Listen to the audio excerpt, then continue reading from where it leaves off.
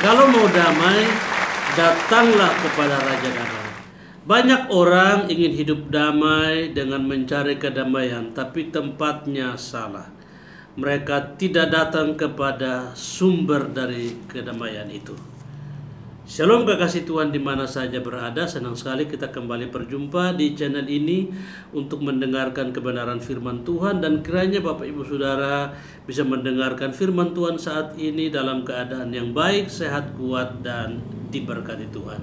Firman Tuhan hari ini saya ambil dalam kitab Yesaya pasal yang ke-9 ayat yang ke-5. Demikian bunyi firman Tuhan.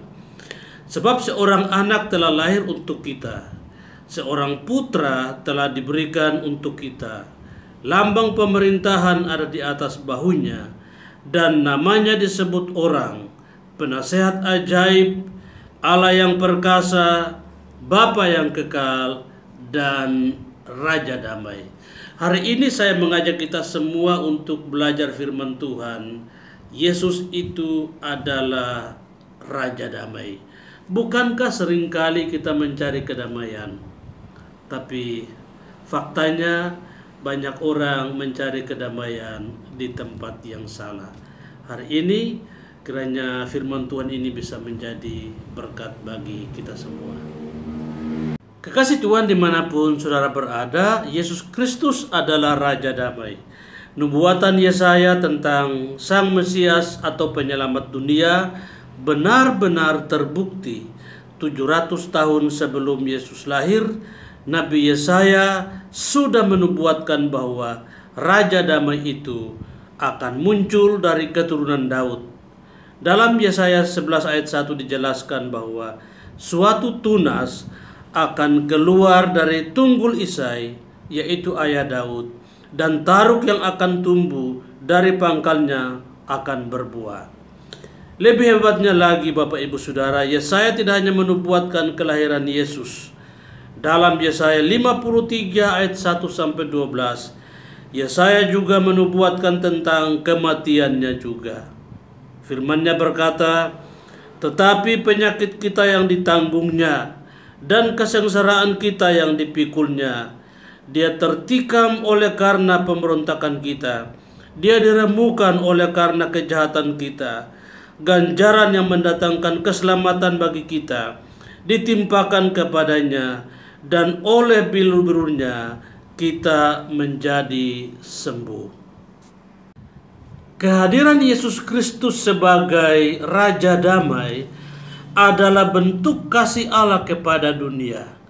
Dunia yang sering bergejolak, sering perang, terjadi bencana alam, dan lain-lain, memerlukan kedamaian, dan hanya bisa dikerjakan oleh Yesus Kristus sebagai Mesias dan Raja Damai. Yesus sebagai Raja Damai dapat dipahami bahwa Yesus adalah Raja yang memerintah dengan penuh damai dan sejahtera, jauh dari peperangan, jauh dari kerusuhan, dan jauh dari segala hal yang negatif. Hanya bisa dikerjakan oleh seorang pribadi yang bernama Yesus Kristus.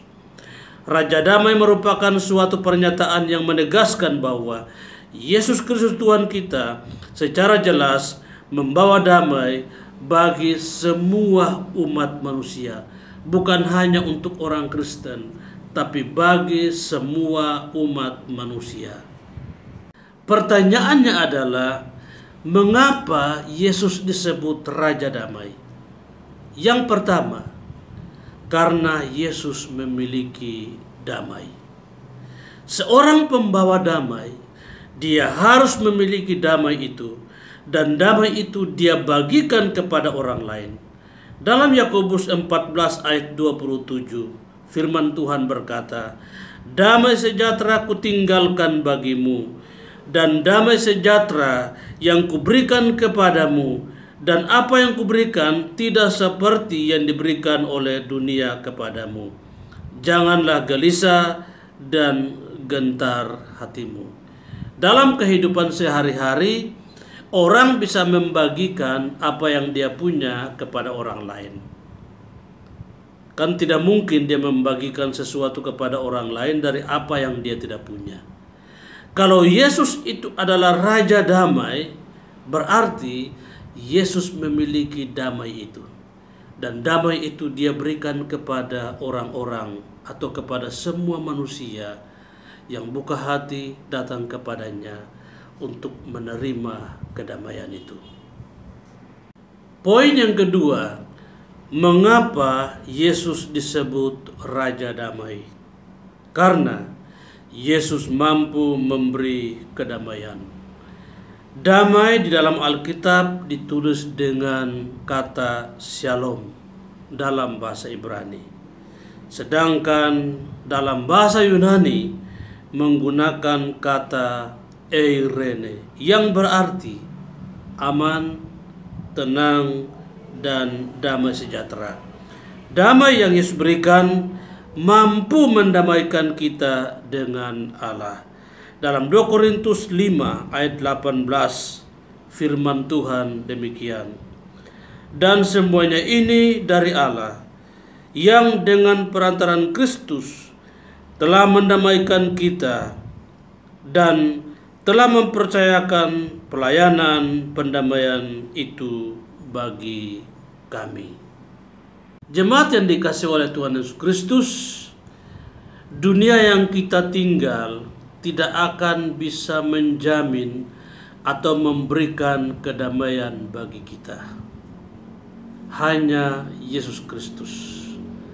Bahkan dalam pelayanannya dia berkata, "Marilah kepadaku semua yang letih, lesu, dan berbeban berat.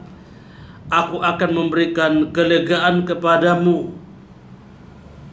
Ada sebuah jaminan yang Yesus bisa berikan kepada orang-orang yang buka hati dan datang kepadanya.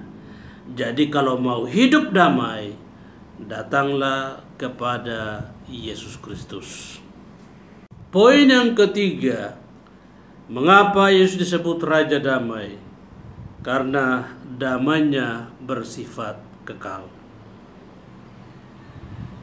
Damai yang Yesus berikan tidak sama dengan damai yang kita bisa jumpai di mana-mana.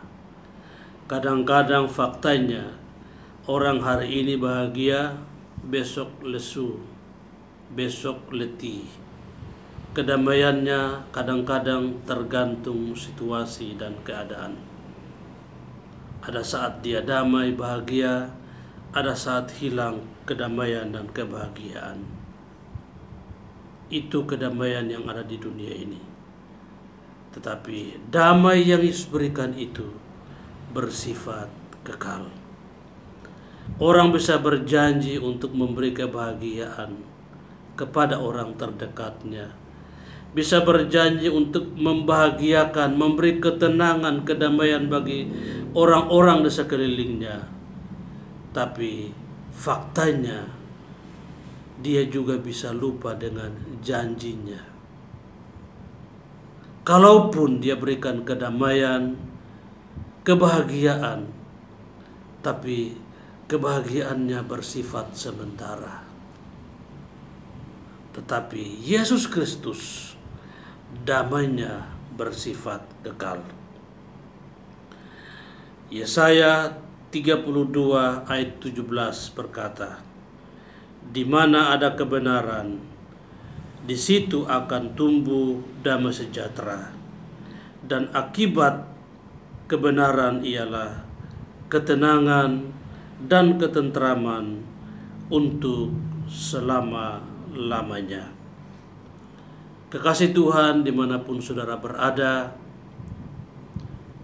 mungkin hari-hari ini kita dalam keadaan letih, keadaan yang kurang baik, hilang damai sejahtera, hilang kebahagiaan. Hari ini saya mengajak saudara sekalian untuk datang kepada Yesus Kristus, Sang Raja Damai itu, yang bisa memberikan jaminan kedamaian bagi orang-orang yang buka hati dan percaya kepadanya. Berbahagialah orang yang mendengarkan firman Tuhan merenungkannya siang dan malam, dan melakukannya dalam kehidupannya setiap hari. Tuhan Yesus Kristus memberkati. Shalom.